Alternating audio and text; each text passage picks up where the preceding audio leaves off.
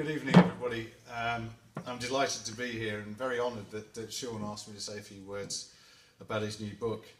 I met Sean when I first arrived in Romania. I guess that was back in 2004. He'd been there quite a long time by that time. I think you went there in 1990. Exactly.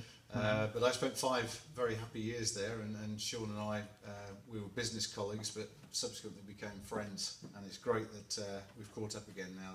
I'm back in Ireland, and so is he. So I was CEO of Orange Romania at the time, which was a leading mobile operator in Romania. And it was very exciting times for Romania because Romania went into the EU on the 1st of January 2007, so I was there in the lead up to that process and also the aftermath, and it was a time of great economic expansion before the recession obviously started to hit towards the end of my time there.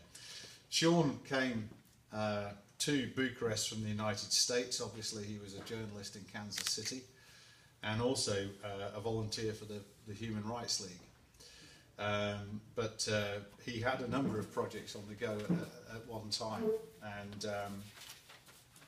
he was the correspondent for the London Times and the Daily Telegraph in Romania for 18 years, and he also established the first school of journalism in Romania.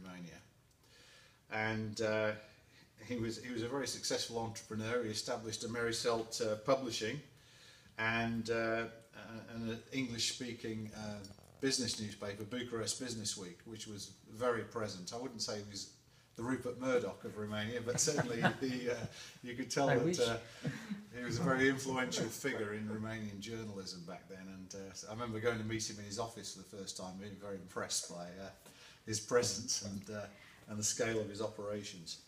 So in addition to Bucharest Business Week, Sean was at the heart of the business community, and he had great political contacts. In fact, it was Sean who originally introduced me to Traian Băsescu, who was the president of Romania at the time. And if you wanted to meet any politicians, then Sean was always a great conduit to being able to achieve that.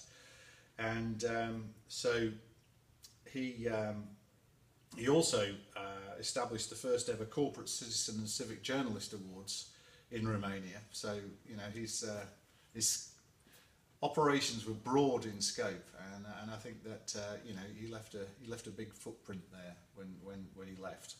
He was also, of course, chair of the US Fulbright Commission for several years. So very much a Renaissance man in terms of all of the areas in which he was involved in Romanian society.